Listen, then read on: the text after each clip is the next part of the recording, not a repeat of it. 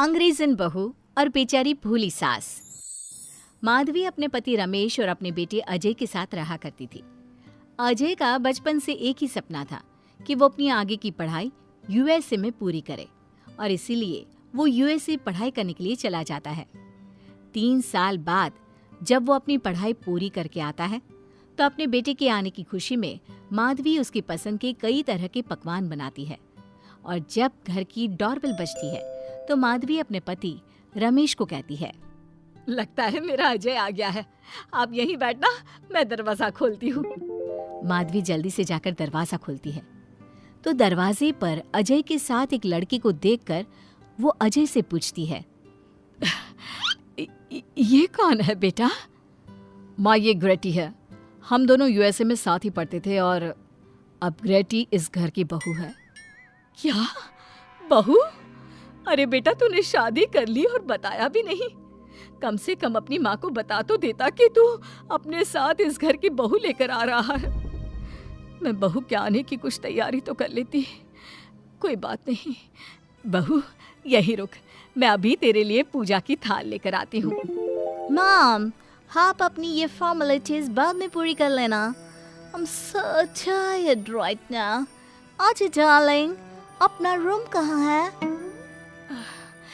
कोई बात नहीं बहू, तुम पहले आराम कर लो, तब तक मैं तुम्हारे लिए चाय बना कर लाती हूँ।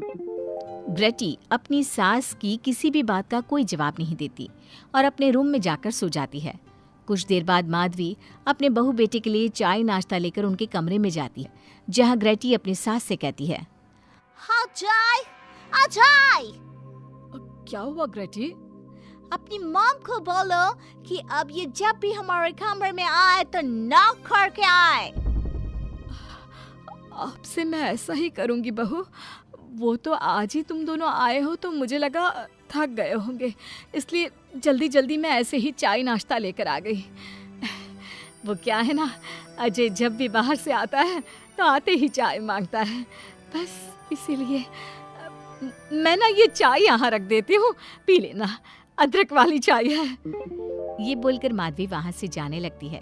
तभी ग्रेटी अपनी सास से कहती है, जाते हुए अपनी साथ अपनी ये चाय भी ले जाओ, क्योंकि अजय अब चाय नहीं पीता।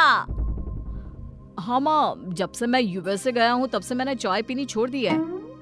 अब एक काम करो, हम दोनों के लिए कॉफी ले आओ, मैं सच में बहुत ज्यादा थक गई हूँ। अरे ठीक है, ला देती हूँ। अच्छा बेटा, तुम्हारे मम्मी पापा इंडियन है या फिर वही अंग्रेजी है? मेरे मम्मी पापा इंडियन हैं, पर मैं शुरू से यूएसए में रही हूँ, इसलिए मैं खुद को अंग्रेजन मानती हूँ। वैसे अब जल्दी से जाकर मेरे लिए कॉफी लेकर आओ और मेरे बारे में इतना ज्यादा इंक्वायरी करने का जरूरत नहीं है। अरे हाँ हाँ, अभी लाती हूँ। वैसे बहू, मैं तुम्हें ना इंडिया के सारे तौर तरीके सिखा दूंगी। अरे क्या हुआ, तुम्हारी परवरिश अगर यूएसए में हुई है, हाँ तो इंडियन ही ना। आपसे ज्ञान नहीं मांगा है, अब कुछ देर के लिए हम दोनों को अकेला छोड़ दो प्लीज, हाथ छोड़ता है। अपनी बहू की बात सुनकर माधवी वहाँ से चली जाती है। माधवी का उतरा हुआ चेहरा देखकर रमेश माधवी से कहता है, हमने इस नालायक को बाहर पढ़ने के लिए भेजा था और इसने क्या किया, बाहर से अंग्रेजन बहू उठाकर ले आया। माधवी, तुम बहुत भोली हो, पर मैं नहीं। ये लड़की हमारा घर तोड़ देगी, हमसे हमारे अजय को दूर कर देगी।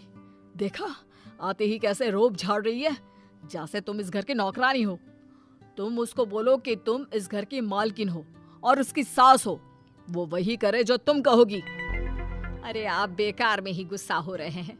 बहू यूएसए की है, यहाँ नई नई आई है, उसको यहाँ के तौर तरीके नहीं पता और वो मुझे अपनी माँ मानती है, तभी तो अपने नखरे दिखा रही है। वैसे भी ना बहू बेटी दोनों बराबर ही होती हैं। माधवी, कौन सी बेटी अपनी माँ से ऐसे बात करती है जैसे तुम्हारी बहू कर रही है? मैं बस तुम्हारे कहने पर चुप हूँ, वरना मैं अपने बहू बेटों को आज ही घर से निकाल देता। ये कहकर रमेश वहाँ से चला जाता है।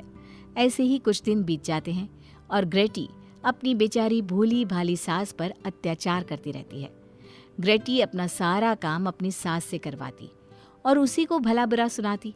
ऐसे ही एक दिन माधवी कपड़े धो रही होती है और ग्रेटी माधवी को सताने के लिए अपने सारे कपड़े लाकर उसे देती है और कहती है, मॉम्स, ये मेरे कुछ कपड़े हैं, जरा इन्हें भी धो दो। इतना बोलकर ग्रेटी तैयार होकर घर से जाने लगती है। तभी माधवी उससे कहती है, बहू, आज तुम्हारे ससुर के दोस्त के घर में एक छोटी सी पार्टी है। उन्होंने सहपरिवार बुलाया है। मैं चाहती हूँ कि तुम और अजय भी आज हमारे साथ वहाँ चलो और आज ना साड़ी पहनना। मॉम, अभी मैं क्लब जा रही हूँ, रात को मुझे टाइम मिलेगा तो आपके साथ चली जाऊंगी, पर साड़ी बारी नहीं पहनूंगी। ये कहकर ग्रेटी वहाँ से चली जाती है। शाम हो जाती है। सब ग्रेटी के घर आने का इंतजार करते हैं और इस वजह से कोई भी पार्टी में नहीं जा पाता। इंतजार करते करते रात के 12 बज जाते हैं। 12 बजे रात को ग्रेटी नशे की हालत में जख्मी घर आती है। अपनी बहू के सर और हाथ पर लगी चोट देखकर माधवी परेशान हो जाती है और जल्दी से फर्स्ट एड का बॉक्स लाकर अपनी बहू के सर पर पट्टी करती है। एक माँ की तरह प्यार करते हुए वो अपनी बहू से कहती है, बहू, तुझे चोट कैसे लग गई बेटा? मैं घर आ रही थी, एक बाइक वाले से मेरी टक्कर हो गई। कोई बात नहीं बेटा, कल सुबह होते ही तुझे अपने फैमिली डॉक्टर के पास ले जाऊंगी। अच्छा, अब तू ना आराम कर, मैं तेरे लिए अभी हल्दी वाला दूध लेकर आती हूँ। माधवी, मैंने तुम्हें पहले ही समझाया था, ये अंग्रेजन हमारे घर के लिए ठीक नहीं है, पर तुमने मेरी एक नहीं मानी। अब देख लो, आज इस अंग्रेजन बहू की वजह से सारे मोहल्ले में हमारी नाक कट गई है। आज सब हम पर हंसते हैं और ये सब कुछ तुम्हारी वजह से हुआ है, तुम्हारी छूट की वजह से हुआ है। ये कहकर रमेश अपने रूम में चला जाता है, पर माधवी अपनी बहू की पट्टी करके उसे उसके कमरे में जाकर सुला देती है। अगले दिन माधवी ग्रेटी को लेकर अपने फैमिली डॉक्टर के पास जाती है, जहां ग्रेटी देखती है कि उस डॉक्टर की बहू ने साड़ी पहनी है और एक संस्कारी बहू की तरह घर में पूजा पाठ करके अपने सास ससुर के पैर छूकर उनका सुबह सुबह आशीर्वाद लेती है। डॉक्टर की बहू को देखकर ग्रेटी को अपना बर्ताव याद आता है और उसे एहसास होता है कि वो अपनी भोली और मासूम सास के ऊपर कितना अत्याचार करती है, पर फिर भी माधवी सबसे लड़कर हमेशा उसका साथ देती है।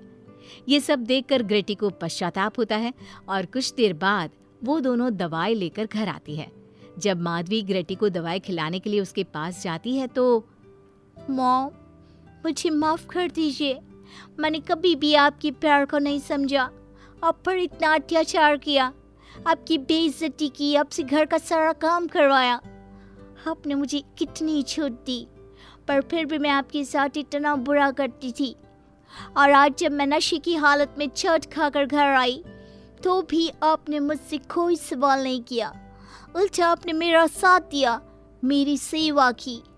आज जब मैंने डॉक्टर की बहू को देखा घर का काम करते हुए, अपने सास ससुर की सेवा करते हुए, तब जाकर मुझे एहसास हुआ कि मैं कितनी रॉन्ग थी। एक इंडियन होकर भी एक बहू के कर्तव्य से दूर रही और आपके ऊपर अपनी अंग्रेजी का रौब झाड़ती रही। मुझे माफ कर दीजिए सासू माँ। बेटा, अक्सर बच्चों से गलतियां हो जाती है। ऐसे भी सुबह का भूला अगर शाम को घर आ जाए तो उसे भूला नहीं कहते बहू। और मुझे बहुत अच्छा लग रहा है ये देखकर कि मेरी अंग्रेजन बहू कितनी समझदार हो गई है।